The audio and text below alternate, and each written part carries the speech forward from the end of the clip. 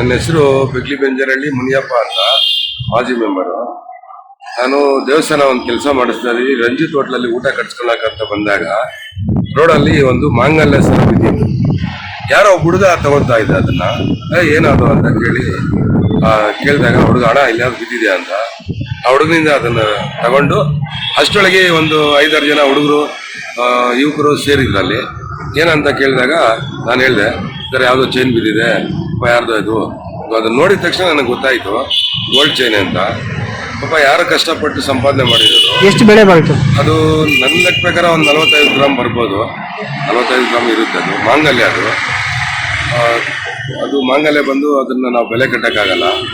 But ಅದನ್ನ ನೋಡ್ಬಿಟ್ಟು ಇಲ್ಲಿ ಎಲ್ಲರೂ ಒಂದು 5-6 ಜನ ಎಲ್ಲ ಸೇರ್ಕೊಂಡು ಹಣ ಯಾರ್ದು ಗೊತ್ತಿಲ್ಲ ಹಂಗೆ ಹಿಂಗೆ ಅಂದರು. ನಮಗೂ ಗೊತ್ತಿಲ್ಲಪ್ಪ, ಅದಕ್ಕೆ ಸಂಬಂಧಪಟ್ಟ ಇಲಾಖೆಗೆ ಫೋನ್ ಮಾಡೋಣ, ಪೊಲೀಸ್ಗೆ ಫೋನ್ ಮಾಡೋಣ ಅಂತ ಹೇಳ್ಬಿಟ್ಟು ಫೋನ್ ಮಾಡಿದ್ವಿ.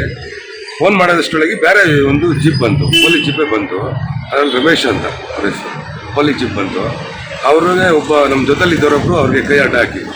ಅವರು ಜಿಪ್ ನಿಲ್ಲಿಸಿದಾಗ, ನೋಡಿ ಸರ್ ಇದರ ಚೈನ್ ಬಿದ್ದಿದೆ, ಪಾಪ ಯಾರೋ ಅದ್ರ ಸಂಬಂಧಪಟ್ಟವ್ರಿಗೆ ಅದನ್ನ ಚೈನ್ನ ತಲುಪಿಸೋ ಥರ ಮಾಡೋಣ ಅಂತ ಹೇಳ್ಬಿಟ್ಟು ಅವ್ರಿಗೆ ಯಾರಿಗೆ ಹ್ಯಾಂಡ್ ಓವರ್ ಮಾಡಿದ್ವಿ ನಮ್ಮ ಕೋಲಾರ ಟೌನ್ ಸ್ಟೇಷನ್ಗೆ.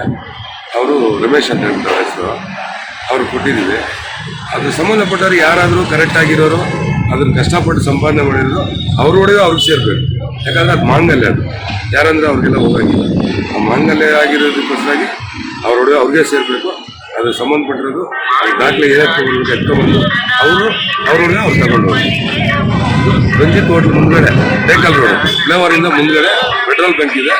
ಪೆಟ್ರೋಲ್ ಬಂಕ್ ರಂಜಿತ್ ಹೋಟ್ಲ್ ಇದೆ. ಒಂದು ಚಿಕನ್ ಅಂಗಡಿ ಬೇರೆ ಇದೆ.